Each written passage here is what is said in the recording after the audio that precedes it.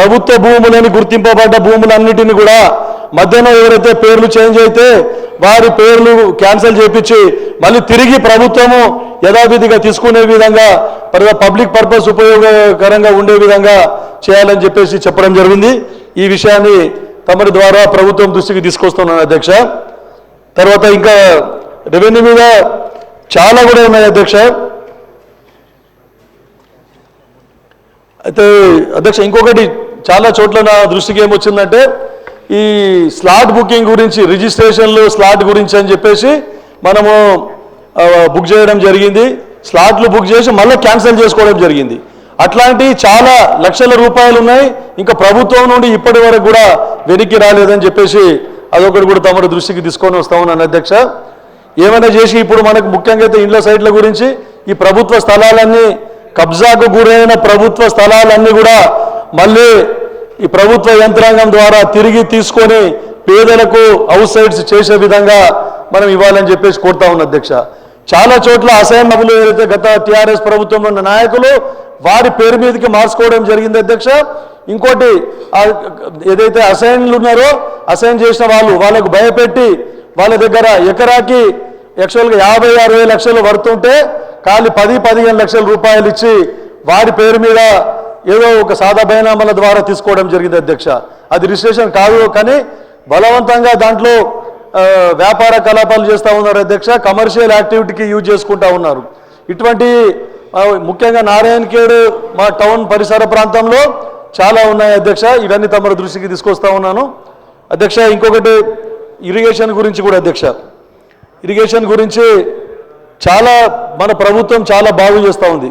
గతంలో ఏదైతే ఉండనో టీఆర్ఎస్ ప్రభుత్వంలో కేవలం కాళేశ్వరం మీదనే దృష్టి పెట్టింది. ఉన్న సర్పంచుల పైసలు మొత్తము, తర్వాత ఎన్ఆర్ఈజీఎస్కి వచ్చిన డబ్బులు మొత్తము, అన్ని ఫండ్స్ మొత్తం అన్ని తీసుకొని పోయి కాళేశ్వరంలో చేసినారు. కానీ అది కూడా నిరుపయోగంగా ఈరోజు కూలిపోవడం జరిగింది అని చెప్పేసి తమ దృష్టికి తీసుకొస్తా ఉన్నాను.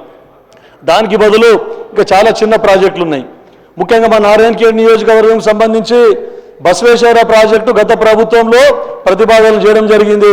కానీ దానికి ఎలాంటి బడ్జెట్ కూడా కేటాయించలేదు అధ్యక్ష.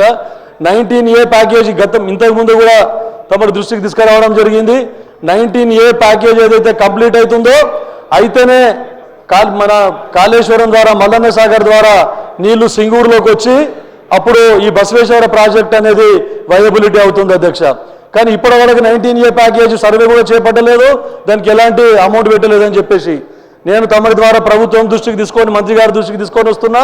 19A ప్యాకేజీకి బడ్జెట్ అలాట్ చేసి ఆ కాళేశ్వరం నుండి మల్లన్న సాగర్ ద్వారా నీళ్లు సింగూరులో పడే విధంగా కృషి చేయాలని చెప్పేసి చెప్తా ఉన్నా అధ్యక్ష. ఎందుకంటే సింగూరులో మనకు కేవలము 29 TMCల నీళ్లు ఉంటున్నాయి.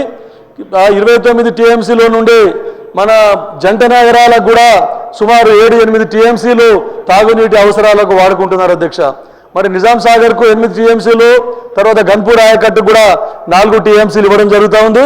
అక్కడ నారాయణఖేడ్ నియోజకవర్గానికి చాలా తాగునీటి సమస్య వచ్చింది అధ్యక్ష. ఈ నీళ్లు మొత్తము ఇవన్నీ కిందికి వదలడం ద్వారా మనకు బోర్లన్నీ చుట్టుపక్కల 5-6 మండలాలు, తర్వాత జైరాబాద్ నియోజకవర్గంలో చాలా మండలాలు, అందోల్ నియోజకవర్గంలో చాలా మండలాల్లో మొత్తము ఈ భూగర్భ జలాలన్నీ అడుగంటిపోయి తాగునీటి కొరత ఏర్పడుతూ ఉంది అధ్యక్ష. అందుకే నేను గతంలో కూడా చెప్పిన అధ్యక్ష, ఈ నీటిని కేవలము మంజీరా పరివాహక ప్రాంతంలో సింగూరులోనే ఉండేటట్లు చర్యలు తీసుకోవాలని చెప్పినాం అధ్యక్ష. అది కూడా కాకుండా మేము ప్రతిపాదించింది ముఖ్యంగా ఒకటే ఒక మీడియం ఇరిగేషన్ ప్రాజెక్ట్ ఉంది అధ్యక్ష నారాయణఖేడ్లో, అది నల్లవాగు ప్రాజెక్టు.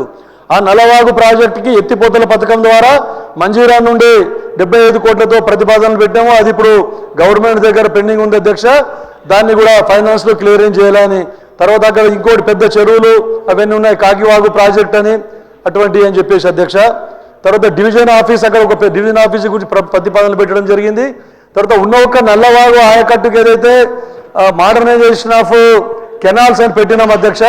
గత ప్రభుత్వంలో 24 కోట్లు శాంక్షన్ అయితే కూడా వాళ్ళు పనులు చేయకుండా అట్లనే డిలే చేయడం జరిగితే నేను మన ప్రభుత్వం అధికారంలోకి వచ్చిన తర్వాత కాంట్రాక్టర్ మీద ఒత్తిడి తీసుకొని వచ్చి వారికి మళ్ళీ ఆ పనులు అయ్యే విధంగా చూసినాం.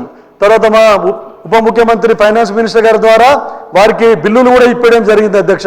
ఇంకా కొన్ని బిల్లులు పెండింగ్ ఉన్నాయి అధ్యక్ష.